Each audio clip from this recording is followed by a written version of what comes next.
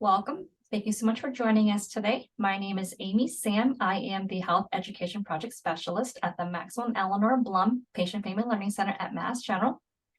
Today's program is part of our MGfC Family-Centered Care Series, a special collaboration between the Blum Center and Mass General for Children. Before we get started, just want to go over a few items with you all. Please note that today's session is being recorded for educational purposes. If you're interested in viewing the recording, you may visit the Blum Center website at massgeneral.org/Blum-Center. Please note that you are in listen-only mode. Everyone has been muted so that we can hear our guest speakers today. If you have any questions for our guest speakers, you may use the chat feature, which is located at the bottom of your screen. We'll have time for them in the end. Only Blum Center staff, our co-host, and guest speakers will see your questions. Please do not share any personal medical information or questions in the chat. If you have a personal medical question, please ask your doctor. Lastly, at the end of today's session, you'll be directed to a brief survey, which we'd like to ask you to help us complete. Your feedback is important to us as we plan future programs.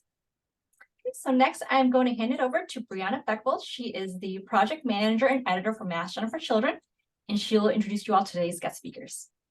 Great, thanks, Amy. So welcome everyone to this session of the MGfC Family-Centered Care Series at Mass General for Children, where pediatric health experts share their knowledge on various pediatric health and family-related topics. This year, we're collaborating with the Blum Patient and Family Learning Center at Mass General Hospital. And today, our speakers are Tessa Kennedy and Simona Lourekas to share tips on how to help your child develop healthy eating habits and the skills they need to chew, swallow, and feed themselves. So before we begin, I'd like to introduce each of our speakers. Tessa Kennedy is a speech-language pathologist in the Pediatric Nutrition Center in the Pediatric Speech, Language, and Swallowing Disorders program at Mass General for Children. She earned her master's degree in speech and language pathology from the MGH Institute of Health Professions and her bachelor's degree from Boston College. Simona Lourekas is a registered dietitian in Pediatric Gastroenterology and Nutrition at Mass General for Children. She earned her master's degree in nutrition science from the University of Massachusetts at Amherst and her bachelor's degree in public health education from James Madison University in Virginia. She is also a certified health education specialist. And at the end of the session, Tessa and Simona will be addressing questions. So if you have any questions, please enter them in the chat box and we'll have time for them later. And from here, I will hand it over to our speakers. Great, let me pop these slides on for us. I'll share my screen. Simona will get us started. Great, yeah, and nice to have everybody here. So we're talking about, time to eat, tips to develop children's healthy eating and feeding skills. And we're going to give a little bit more introductions about ourselves and what we're going to be talking about today. So I let Tessa take this one. Yeah, so Brianna gave me a great introduction with my background. I will also just add in my disclosure, which is that I receive a salary from Mass General, as you probably have figured out.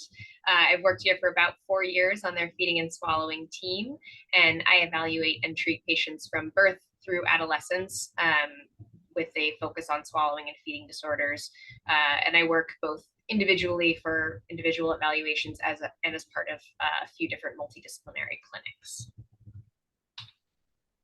Great. And I'm Simona Lourekas. I also receive a salary from Mass General Hospital, as well as Franciscan Children's. Like they had mentioned, I have my master's in nutrition from the University of Massachusetts Amherst. While completing that, was working at Bay State Children's Hospital, and then came over to Boston and was at Brigham Women's Hospital, and then have been in several children's hospitals in this area. So I have experience from birth to young adults. And like Tessa, I work with a few different multidisciplinary clinics here at MGH. Yeah, so we can go to the next slide. So what we're going to be talking about today, just a little overview. So we'll start with starting and progressing solids, some appropriate beverage choices, expectations for toddlers and meals, some mealtime pitfalls that we both hear about a lot, some nutrition areas of concerns, and when to ask for a referral when there's concerns that come up. Yeah. All right, and then I'll hand it over to Tessa to start us off. Right. So when we're thinking about starting solids, the age range for that is between 4 to 6 months. But more than age, we really are focused on signs of readiness. So there are a few things we look out for, and we really want to see all of them in place before we get started. The first thing is we really want babies to be able to sit up with minimal assistance. That could be, your hands around their little hips or a little bit of support on their back. The idea is basically if we put them snugly in a high chair, are they going to be able to sit upright pretty easily without slouching forward on their elbows or kind of slumping to the side for the extent of the mealtime? And then along a similar vein, we want babies to be able to have good enough head and neck control that they can keep their heads upright without kind of bobbling around for the duration of that, 5, 10, 15-minute mealtime. If we don't have those two things in place, we worry a little bit about that swallow safety. We also want babies to be able to bring things to their mouth, like toys or a teether. That's really going to be helpful with self-feeding and shows us that they're ready to bring a spoon to their mouth. And the last thing, which I think gets pushed aside sometimes, but is in my mind equally important, we want babies to actually be interested in eating. So following our spoon with their eyes, leaning forward towards food, opening their mouth or moving their mouth when they see us eating, those are all really good signs that they're ready to go with that introduction. Just a quick note for babies that are premature, we typically want to wait until they're 4 to 6 months old corrected. So if we have a baby that was born a month early, we're looking at the 5 to 7 month range typically versus the 4 to 6 to make sure that they're developmentally ready. Sometimes I have families say that they started solids, their baby didn't really seem to like it, they didn't seem super interested, so they took a pause. That's totally fine if we're in that 4 to 6 month range. We don't want to wait much. We don't really want to go anywhere past 6 months because that 6 to 9 month range in particular is a really critical time period for sensory processing and integration and oral motor skill development, how babies are learning to process flavors and textures, and how they're learning to use the structures of their mouth. So if we wait too long to introduce solids or we wait too long to advance their textures, we can run into issues like delayed biting and chewing or oversensitivity in their mouth.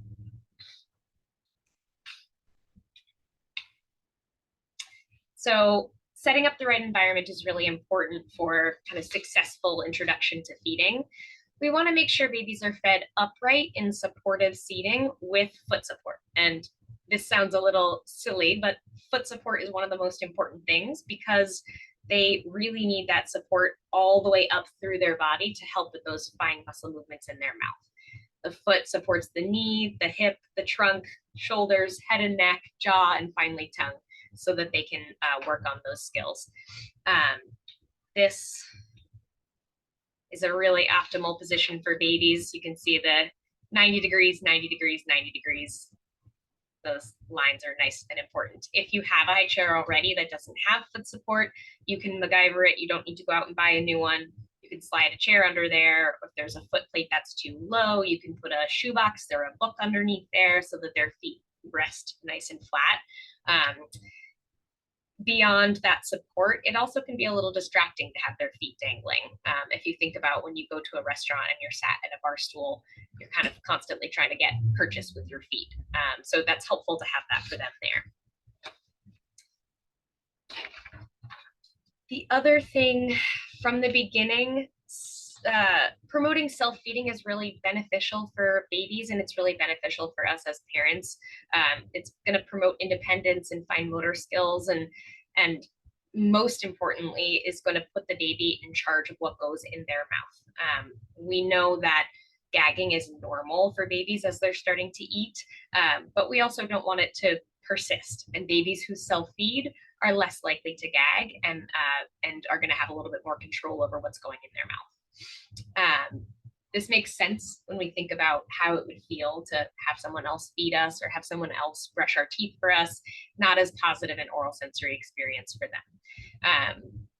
In that, thinking about that, getting baby-friendly utensils is really helpful.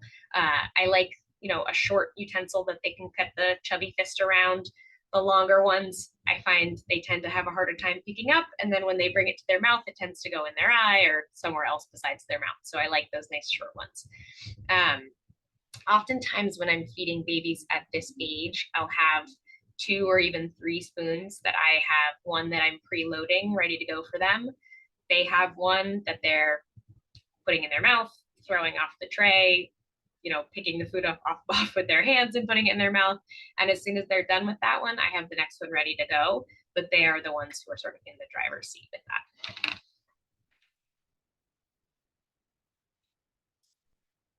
So messy exploration is really important for babies. I find it can be kind of challenging as a parent to watch and allow our babies to get absolutely covered in food during the meal. Sometimes it can feel wasteful. Sometimes we worry that none of it is getting in their mouth. Are they even swallowing any of it? Sometimes we have our own sensory reaction to seeing food all over our kids. I know when it gets in my kids' hair, that drives me crazy. But it is also really, really essential. We have to let them do it, and we have to let them leave it there. We got to resist the urge to wipe their mouth between bites. Again, thinking about how that would feel if someone was doing that to us during the mealtime.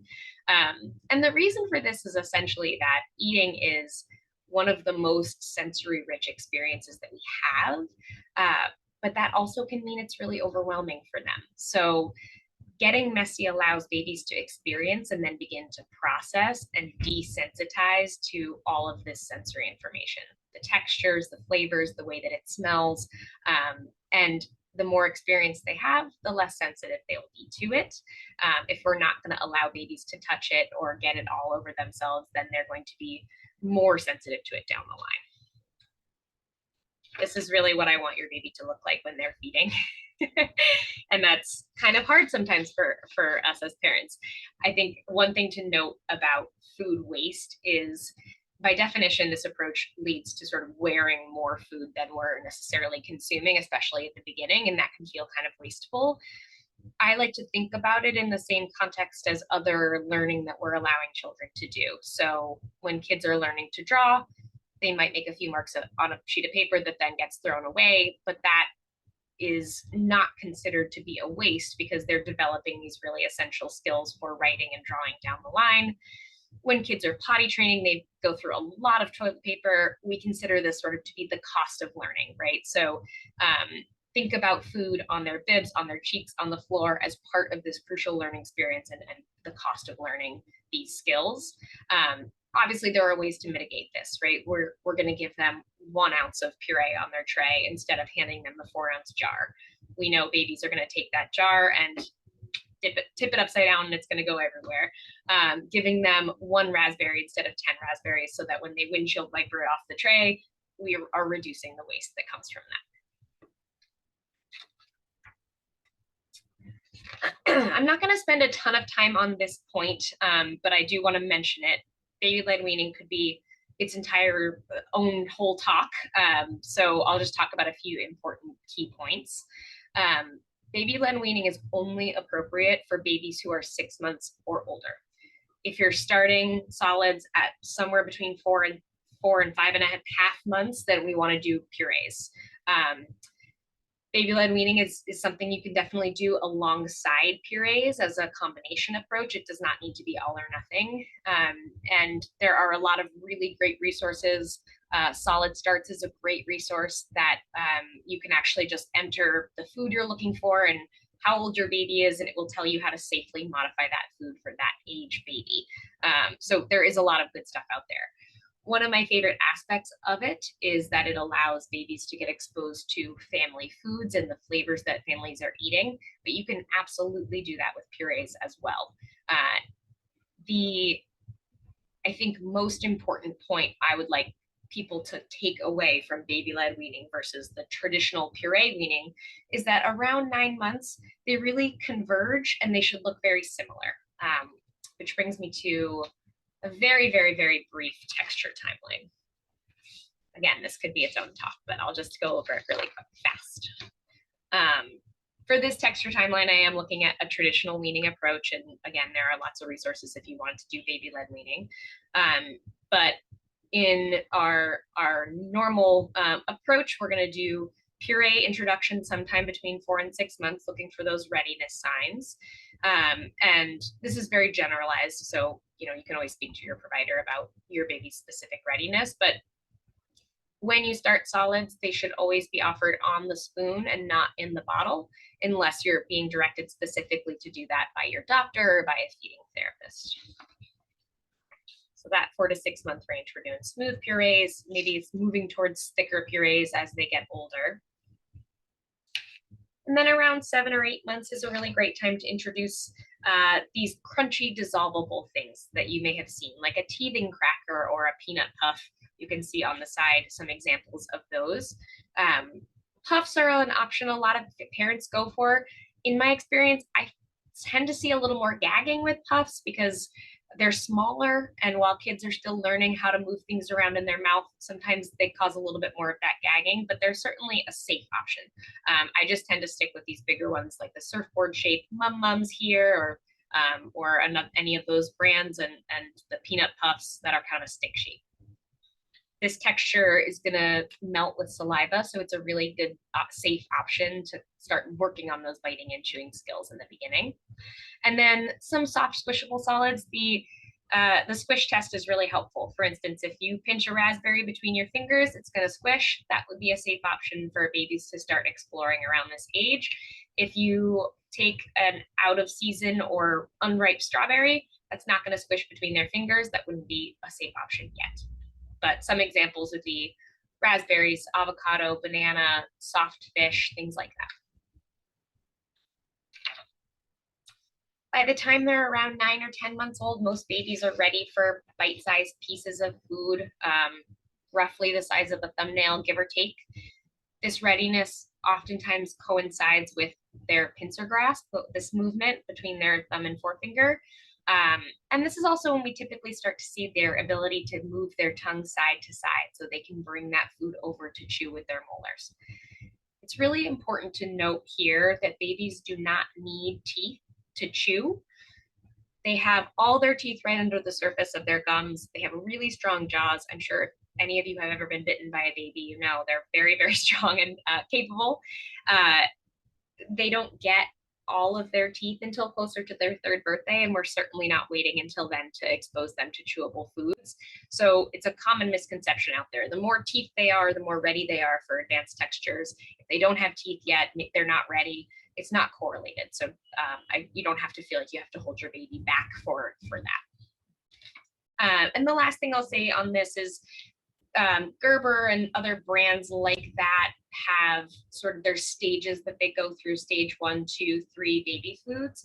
A lot of babies don't love that 3rd stage chunky purees. Sometimes that's a really tough texture. There's no developmental requirement that they go through those stages. So if your baby likes purees and then they like table food, you can just go right to those chewable table foods that you're eating as a family. You don't have to sort of check all those boxes before moving on.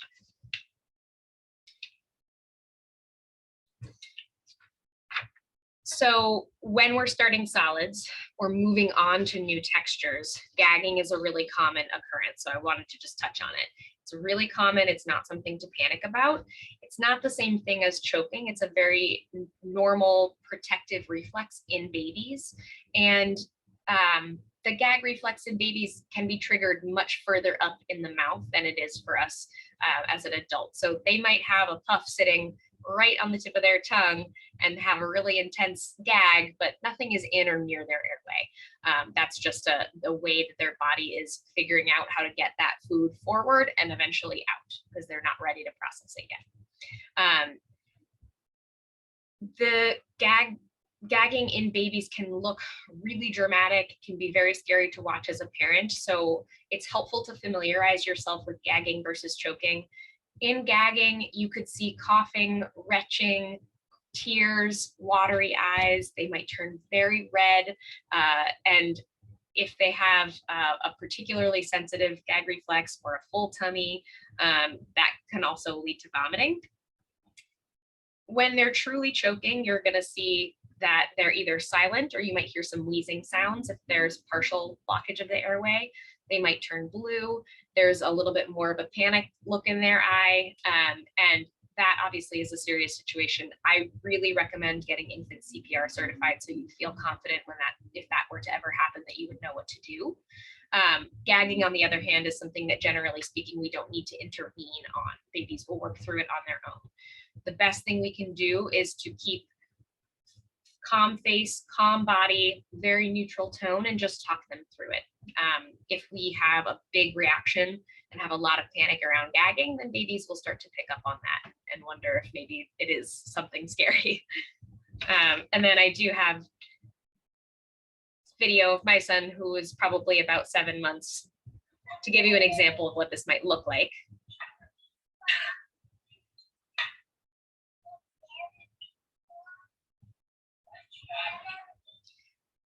Again, you can see the coughing. He's got tears streaming down his face. Looks calm. He moves on. No need to intervene with that, but it can look fairly dramatic when it's.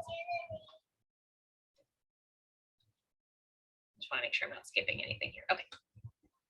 I'll hand over to Simone. Oh no, sorry, I've got one more point here, and then Simona. So I'll just talk quickly about introducing cups. General timeline. Again, this is fairly specific baby to baby, but for the most part, babies are ready to introduce a straw cup or an open cup to start practicing with them at about 6 months old. Some babies a little earlier. It's okay if you want to wait a little longer, but that's a general timeline. In terms of what kind of cups to introduce, I usually recommend a straw cup over a sippy cup for 2 reasons. One is that straw cups are actively going to be beneficial for oral motor and musculature development. Sippy cups, unless they're drinking out of them all day long, are definitely not harmful, but they're also not actively beneficial. So generally I recommend straws for that. And the other reason, just as a parent, if I'm going to put a lot of time and effort into weaning off of the bottle in order to get them onto a cup, then I don't really want to go on to something that I'm also going to have to wean eventually. Straw cups we use as an adult. Sippy cups eventually we want to wean them off of. If you have older kids and you already have a sippy cup that you love, that's great. If you already introduced a sippy cup and your kid loves it, that's fine too. This is just sort of my rationale for why, if we're starting from square one, I usually recommend a straw. And I have specific resources for introducing straws and open cups. If anybody would like that, I'm happy to share. But in the interest of time, I just wanted to mention a timeline. Utensil use is another one that we get a lot of questions about. Generally speaking, I like to expose babies to utensils right from the beginning, but that doesn't mean I'm expecting them to use them all the time. Typically between 6 and 12 months, we're looking for babies to be able to bring a pre-loaded spoon, meaning I scooped the yogurt on there and gave it to them, that they can then bring that to their own mouth. Somewhere between 12 and 18 months, we're starting to see a little bit more independent dipping and then bringing to their mouth. 18 months to 2 years, give or take, we're seeing a little bit more scooping. We're starting to see stabbing with a fork. But the actual skills, I think, are not quite as important as just having lots of exposure to every time they get something, putting that utensil on their tray, loading a couple of bites onto a fork for them so they get that motor pattern of feeding themselves with utensils. It's normal well into toddlerhood for babies to switch back and forth between their hands and the utensil, and there's no requirement for them to be using it by a certain age.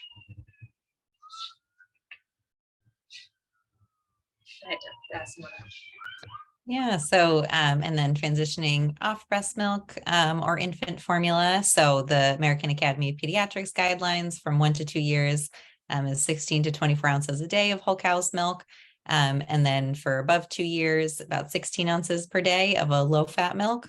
And if you prefer dairy-free options or need dairy-free options, we typically suggest soy or pea protein milk that's fortified with calcium and vitamin D.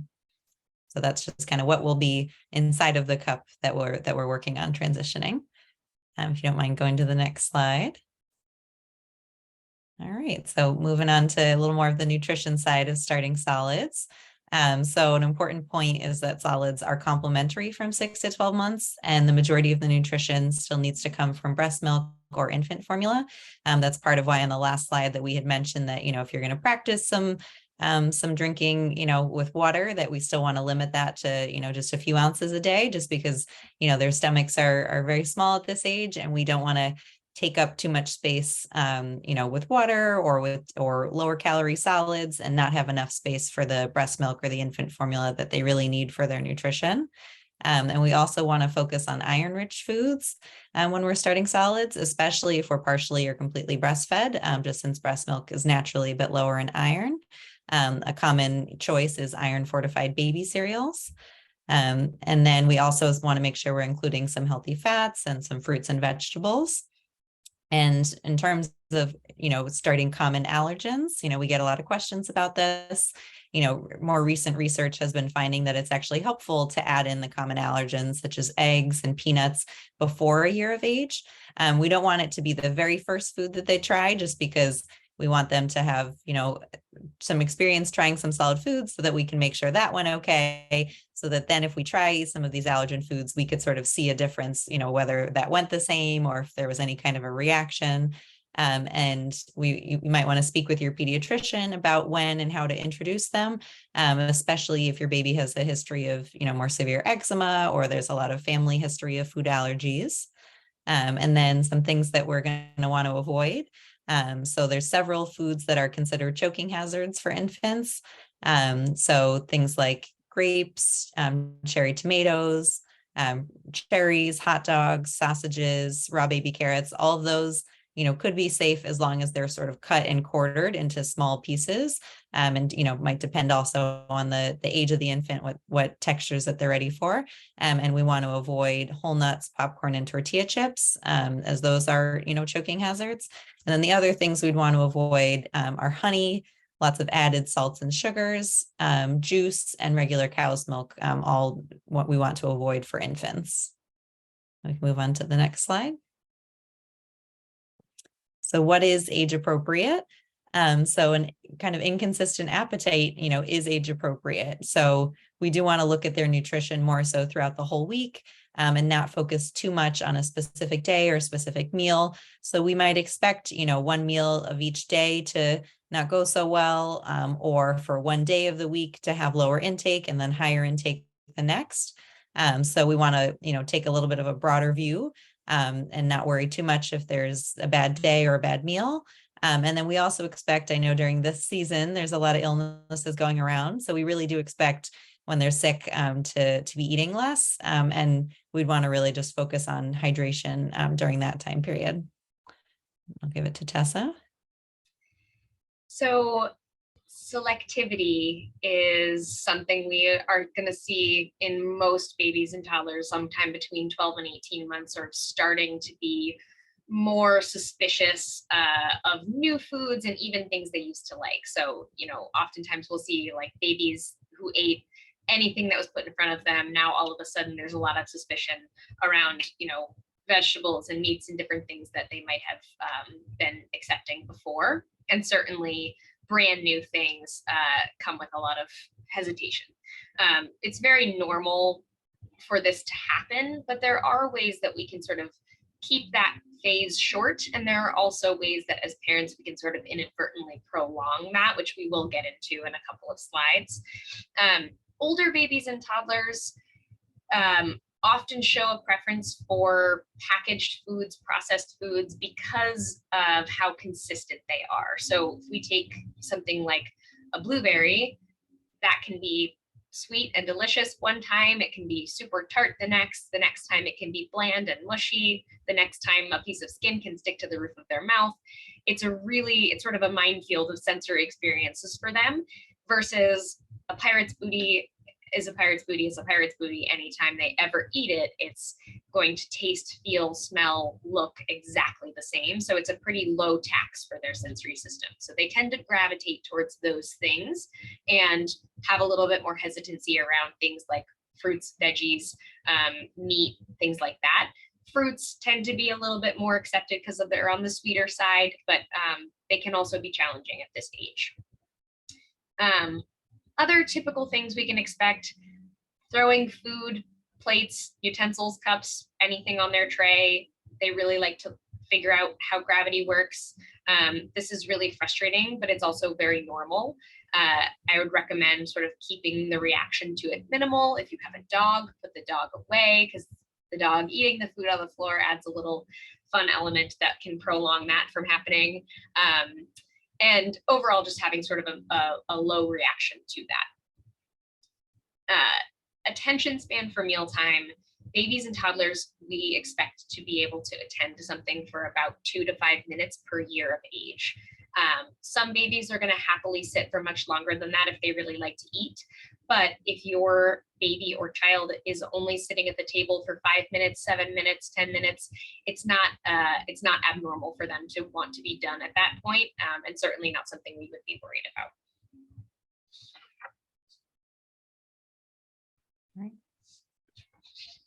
All right, so division of responsibility. So this is a model created by dietitian Ellen Satter that some of you may have heard of.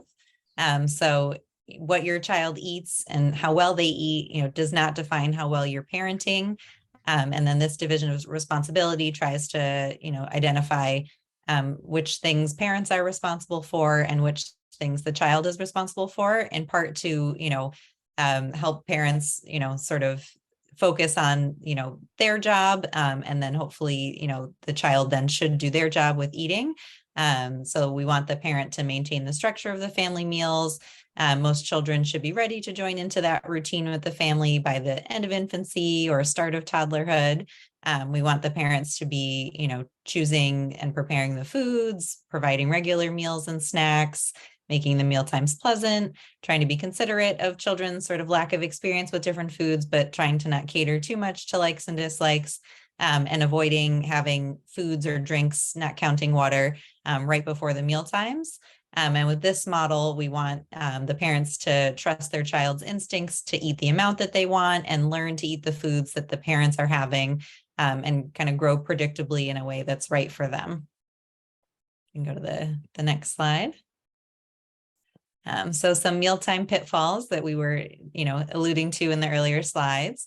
Grazing is a really important topic that Tessa and I do address a lot in clinic, either together or separately. Even if there are concerns around growth, either low growth or high growth, we still would suggest, structuring meals and snacks and avoiding grazing, because grazing all throughout the day prevents you from ever really building up an appetite. So then when it comes to the meal times, there won't be much appetite, and the meal times is when we would typically be getting the most nutrition. So after 1 year, our goal is going to be a schedule of 3 meals, 1 to 2 snacks, and then the appropriate amounts of milks that we had mentioned. So 16 to 24 ounces a day of whole milk for 1 to 2 years. And then after 2 years, 16 ounces of typically low fat milk. So, keeping in mind that both the juice and milk, those will affect our appetite. And then juice in general, we do find, does affect appetite, but doesn't provide as much nutrition. So we'll discuss more on later slides, but it might be better to get that nutrition that sometimes parents are looking for from juice, from fruits, vegetables, smoothies, or a multivitamin. Get over to Tessa.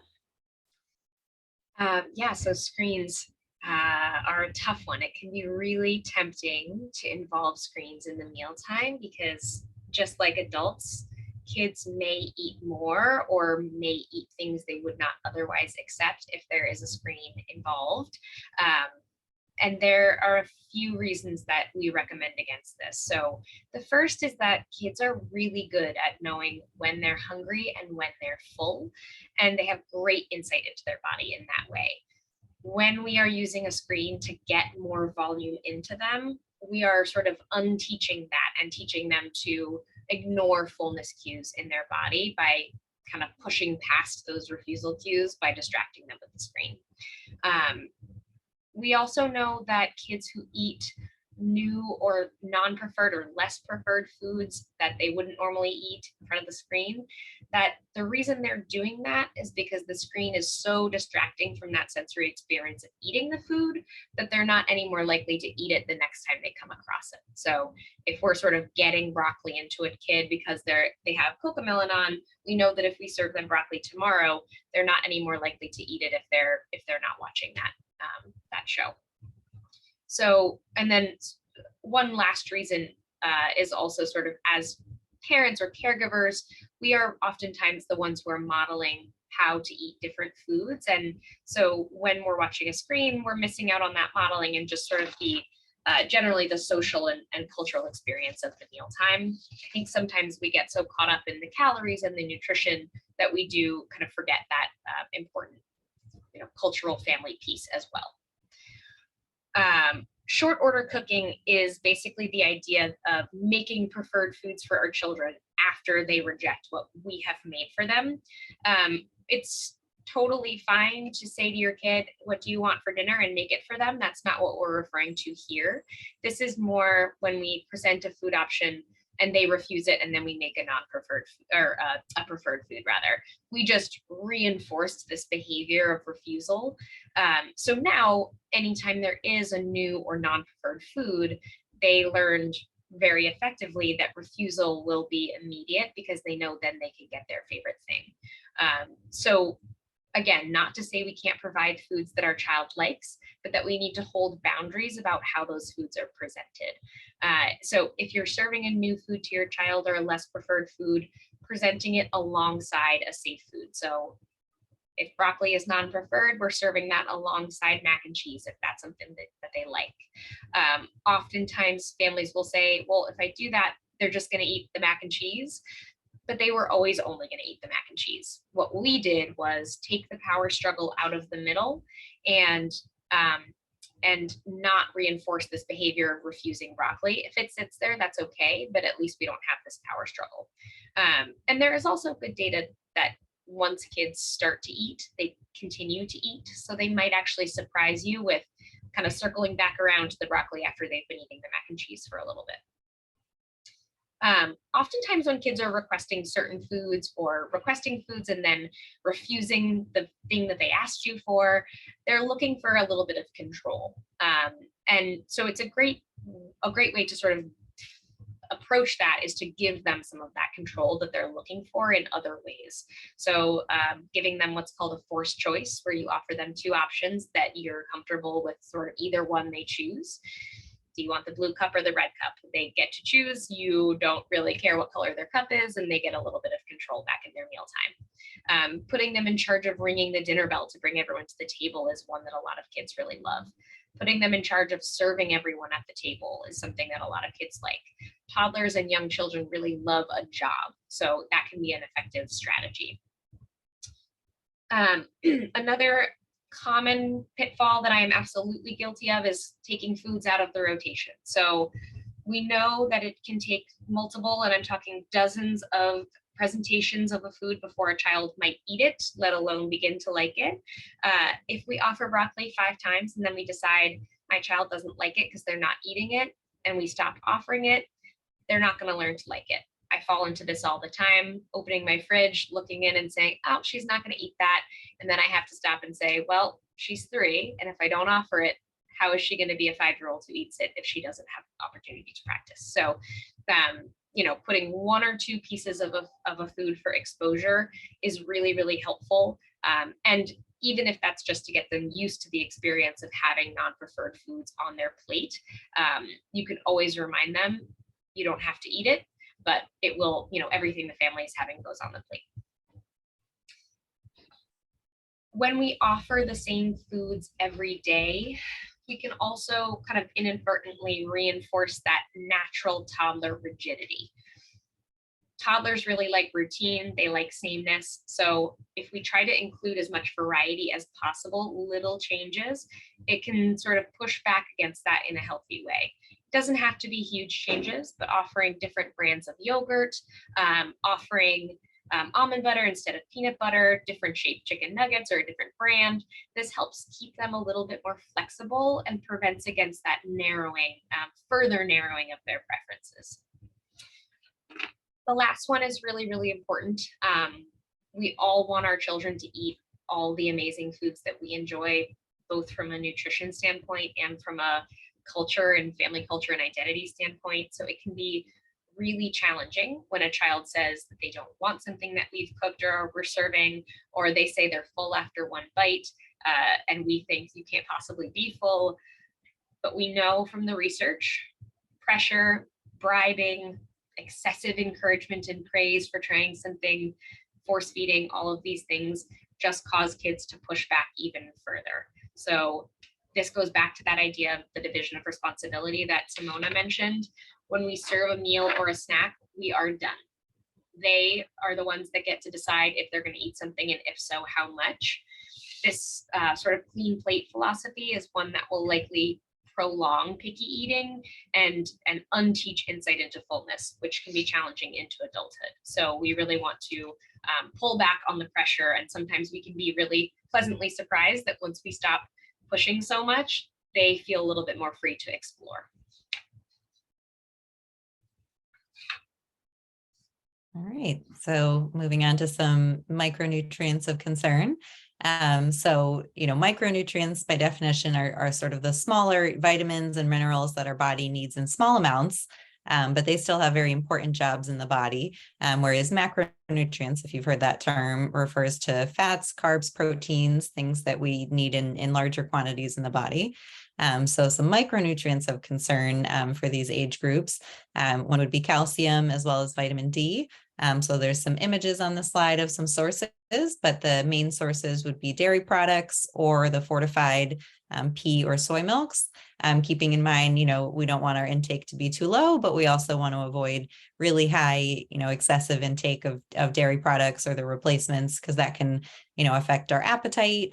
We will eat less, and then it can also affect our absorption of iron, leading to anemia. And then that gets to my next point about iron. So iron has been shown to be so important for brain development. The main sources would be a lot of the protein-rich foods, as well as iron-fortified cereals. And then vitamin C is important. It would be in many fruits, vegetables, and then we do prefer smoothies over fruit juices, because when you're putting the whole piece of fruit or vegetable into the smoothie, you're getting all the fiber and nutrients that are coming from the fruit. Whereas with juices, you're not getting all of those benefits. And then vitamin A is the last one on this slide. So that comes in eggs, leafy green or orange vegetables, and fortified dairy products or cereals. I can go to the next slide. So when to consider micronutrient supplements. This is a question that I do get a lot. And keeping in mind that the body does prefer to get nutrition from the diet whenever that is possible. We always find that absorption is better this way, but there are times where we do sometimes need some outside supplements. So one of the main ones for infants, for partially or exclusively breastfed infants, the American Academy of Pediatrics recommends a daily 400 international unit vitamin D supplementation. So a lot of, infants would be on vitamin D drops, and then starting at 4 months, adding iron supplementation until there are iron-rich foods in the diet. So this might mean replacing those vitamin D drops with instead an infant multivitamin that has both iron and vitamin D, especially if you're having difficulty with adding in iron-rich foods. And in some cases, such as if mom had anemia during the pregnancy, or if the baby was born early before they had time to accumulate lots of mom's iron stores in that last trimester, they may have higher iron requirements. So your, provider might discuss, either doing the supplementation a bit earlier or in higher amounts. And then for toddlers and children, so the pediatrician should do a heel or finger prick at 1 year to check for both lead and anemia. So that will help you decide at that point at the 1 year mark if any iron is needed, again, since it's so important for brain development. And then for vitamins and minerals in general, for all of us, we want to avoid intake being too low, especially during these very important periods of growth and development. But we also want to avoid a very high intake or excessive intake. So that's why we often suggest an age-appropriate multivitamin, especially for those who are very selective eaters or who have medical conditions that affect their nutrition, like multiple food allergies or some GI conditions. As these age-appropriate multivitamins will provide a reasonable amount for them of multiple vitamins and minerals. So we want to avoid very high-dose individual supplements of specific micronutrients unless a medical provider had concerns about missing nutrients in their diet or they find deficiencies in their blood work. And then, in some cases, continuing formula past a year is necessary. We would want to switch to an age-appropriate formula. Some of you may have heard of the brands like Pediasure, but we tend to use this just in cases where the diet is very severely limited or there's very poor growth. So you can speak with your medical provider about whether it's needed to switch to, an age-appropriate formula at 1 year instead of switching to milk. And in cases where it's medically necessary, often we can get insurance to cover the cost of that. All right, next slide. So when to refer for a feeding evaluation or a multidisciplinary team. So these are some things that we would be thinking about when they accept less than 10 to 15 different foods, when there's concern for aspiration, when there's a lot of anxiety and stress surrounding meal times, behavioral considerations like refusing to self-feed or the need for screens, significant gagging with feeding, delayed texture progression. So those would all be signs that a feeding evaluation, that asking your provider for a referral for a feeding evaluation would be helpful. Or if you're followed, in a special pediatric specialty clinic, seeing if any providers there would be able to assist. And then when we'd consider a multidisciplinary referral, meaning that you're going to see multiple providers in the visit, is when you have maybe some of these concerns, but there's also, GI concerns like constipation, diarrhea, vomiting, growth concerns, tube feeding considerations, concern for nutritional deficiencies, such as, missing entire food groups. And an example of a multidisciplinary team that you could get a referral for is our Mass General Hospital for Children Center for Feeding and Nutrition, also called our feeding team.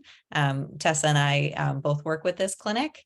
And, another point as well, as I had mentioned, is if you're already followed by a pediatric specialty clinic at MGH or elsewhere, sometimes they'll have feeding related providers like speech language pathologist, dietitian, or GI provider, occupational therapist that might be sort of embedded within that clinic. So that could be another helpful resource as well to, to see their thoughts or if they think another evaluation is necessary. All right, and then that brings us to our last slide here. So here is both Tessa and my contact information. We're happy to answer the questions that people will write in the chat for today, as well as if people, have questions or concerns afterwards, you're welcome to reach out to both of our clinics. Yeah. All right. Thank you so much. Thank you both so much. That was a great presentation. So we do have a couple questions, and whoever would like to answer them can do so. And the first one is a reference back to Tessa's broccoli and mac and cheese example. If those two foods are given and the child eats all of the macaroni and asks for more, should the family encourage or negotiate with them to eat some broccoli before they can have more macaroni, or just let them have the mac and cheese? Yeah, that's a great question. So this idea of like, should I be limiting the favorites to like use it as a negotiation point, or oftentimes this comes up with like dessert. Should I be letting them have as much as they want? Should I be cutting them off at a certain point? My recommendation is always that they are in control of whether they want more of that. The only time I would say we limit that is, you take an example like something like prunes, where you're like, listen, we can only have X amount of these, or it's going to give you a stomach ache, or this is a really expensive item, and so I'm not going to buy more of it this week, so we are only going to have one portion, or we have to have enough to share with the whole family. There's not enough for you to have seconds, because then, your brothers can't have any. So those would be times with like very concrete reasons that toddlers can understand and that are going to be consistent, that I would limit portions. Otherwise, I'm going to put the ball in their court. If they're going to eat a lot of candy and get the find out what that feels like later, that's not necessarily the worst thing in the world for them. And again, time and again in our research, we know the polite bite or one bite in order to have something else doesn't work. So we might feel really good about that as parents in the moment, like we got them to take a bite of broccoli, but that like 0.0001% of their daily vitamin C intake they got from that one bite is not going to translate to them eating broccoli tomorrow. And in fact, might actually cause them to have a little bit more resistance to that food next time. So yes, I would say as much of whatever food on their plate as they'd like, unless those specific kind of scenarios are part of the mix. Great. Thank you. Our next question is, do you have any tips on how to develop a consistent meal schedule and healthy eating habits if a child keeps wanting snacks throughout the day? Mm-hmm. Yeah, I'm sure we'll both have some thoughts here. Sure. It kind of can depend on sort of where you're starting off from schedule wise. And I'd say sort of looking at your day, especially we always tend to ask about, childcare, daycare, preschools, schools, settings. Since, I guess one benefit there is that there often is a pretty set structure and kids are, eating or drinking around the same times. And then thinking about other sort of schedule constraints. So trying to kind of plan around those. And, you can, modify if needed as well. If there's, going to be a day that's a little bit different or a week that's going to be different, or if you're noticing that your child is, very starving at this time and is asking for a lot of snacks, is it possible to adjust, the meals so that you can sort of take advantage of that appetite? So yeah, it kind of depends a little bit on your starting point, but anything you can do to sort of, look at things a little bit, try to add a little bit, set structure, try to, notice when they're, times taking advantage of times where they're very hungry. And, it is okay to, if you know that there is going to be another eating opportunity very soon, it is okay to kind of have a temporary sort of kitchen's closed policy and kind of offer water. I don't know if Tessa has any other thoughts. Yeah. Yeah, this is something we talk about so often because we do find, as parents, I think when we have the eaters who are maybe a little bit on the picky side, or if we have any growth concerns, we say like they're willing to have a snack and they're having calories, like I'm going to give them the snack, or they're going to throw a massive tantrum and I don't want to necessarily deal with the fallout of that, that we can sort of get into this cycle of snacking and then we don't have a great meal. And so we feel like we should give them the snack when they ask for it. And that can be tough to break out of.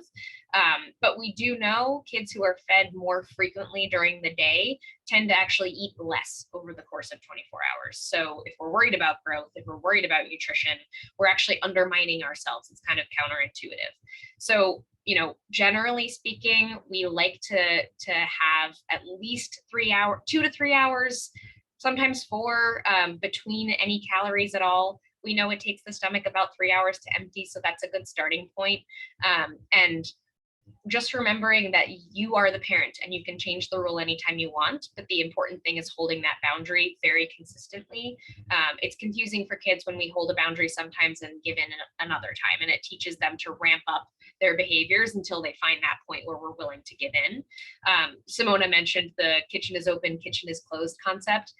A lot of families I work with, like I'll recommend putting a visual, like a square on their fridge that's green on one side, red on the other. When the kitchen is open, we flip it to green. When it's closed, we flip it to red. That's a really nice concrete thing for toddlers to say, oh, I hear that you're hungry. Snack is in 20 minutes. Right now, kitchen is closed. But when it's open, we'll have graham crackers with our lunch or whatever they're asking for. Visual timers are also a really nice tool at this age, which is a timer where it's got a color that runs out as the time runs out. 5 minutes, 10 minutes, 15 minutes is really abstract at this age. So if you're trying to hold off a toddler for 15 minutes until lunchtime, having that visual concrete thing for them to look at can be really helpful for them to understand the expectation. And just helpful to know you're not depriving a child if you make them wait 30 minutes for lunch. As long as you have this regular structured mealtime, their hunger cycles should line up with that if we're consistent with it. So some of this boredom eating or eating snacky foods because they're easier to eat than the mealtime foods. You shouldn't feel guilty about sort of holding them off until the meal. And then if they ask for a specific food, you don't have to say no to that. You can give them the creative yes, like, no, we're not going to have goldfish right now, but lunch is in 40 minutes and we'll have it with our lunch. And that's totally reasonable to do. So just remembering, like, you're in charge, you make the rules. And as long as we're consistent, that can also be a very loving thing to do for them, to sort of give them that structure that they're craving. Excellent. Thank you so much, Tessa. And Simona, of course. We have two more questions that have come in. The first one is, how often should families introduce a new food, and how much time should a family wait between exposures to either that food or another new food? Simona, you want to take that one? Yeah, so I know she was saying it can take dozens of attempts. We usually say kind of at least a dozen attempts with the new foods. You can provide it in different ways, though. It doesn't mean it needs to be, you can try, different ways of cooking the food, different seasonings, different ways of presenting it. And all of those will sort of, and also we do count exposures, even if they aren't eating the food, even if they're smelling it, licking it, having it on their plate, having other people eat it, maybe helping you prepare or wash something. We do count that for exposures. I don't know if you have thoughts, Tessa, on exactly how frequently. I mean, I think it is helpful to, keep things somewhat consistently being offered. Yeah. Yeah, I think just if we're thinking about it as like older babies and toddlers, I would just offer it as often as you're eating it as a family. I don't know if this is also referring to like solids introduction, like what should I do banana and then wait like 2 days? Should I wait 5 days before I introduce something new? So I'm not sure what the question's looking for, but if it's that, generally speaking, I think, Simona, it's like every 3 days, I think that they're recommending now for new. Yeah, so there's a little bit of a movement away from having to wait days for every single food, and now just kind of for top allergen foods that we'd want to wait a few days just to really get a sense if there was a reaction. But for things like fruits or vegetables or lower allergen risk, you don't need to, wait quite as long. Of course, if you're in a situation with a lot of health conditions or allergies, speaking with your provider, but there's a little more flexibility with those lower risk foods to offer them a little bit more frequently. Yeah. And if you're introducing a new food, it doesn't mean that you only have to offer that one for, if it's peanuts, you don't have to only offer peanuts for 3 days. You can do peanuts and all of the other stuff you've already served them that they haven't reacted to. So it's not, that in isolation for however long, because then it would take forever for us to get through and give them a variety. Mm-hmm. Great. Thank you so much. All right, and our last question, it's almost 1 o'clock. How do you know when a baby truly does not like a food versus maybe they're trying a food and they may be gagging because it's new or it's only something that they've tried a few times? Yeah. So it's a difficult question to give a black and white answer to, but my approach to this is basically like if we watch a baby try a lemon for the first time and they make this like huge dramatic face and then they go right back in to try it again. I think what's important to remember is we don't have to have a big reaction to their big reactions as they're learning about these foods. And ultimately, we don't really need to know whether they really dislike it or whether they're just learning about it, because they are the ones who are going to be in control of whether it goes in their mouth or not. So when we think about this division of responsibility approach, every mealtime, it's their choice. And so we can sort of start to watch these patterns of, my 9-month-old inhales every other food, but they always leave the black beans. Like, yeah, maybe they don't like them. Every adult has preferences and babies will be the same, but we are going to continue the approach the same way. Low pressure, consistent exposure. Maybe they learn to like that food, maybe they don't. But I think we want to de-emphasize like how we read those behaviors, because it actually won't change how we're offering them, if that makes sense. Hopefully it does. Yeah. And everything's so new to them. So it can be, I guess I would hate for people to sort of overread some of those signals and stop offering something because we still want them to get some of that, that exposure. Yeah. Right. Let me see. I think that's all the questions we have. Thank you both so much for a really great presentation as always. And from here, I will hand it over to Amy to wrap up. Thank you so much. And for everyone who took the time to join us today, thank you so much. Hopefully you found today's session helpful. As I had mentioned, it is being recorded. So if you're interested in viewing the recording, you may visit the Blum Center website at massgeneral.org/Blum-Center. Thank you so much, everyone. Have a lovely rest of the day.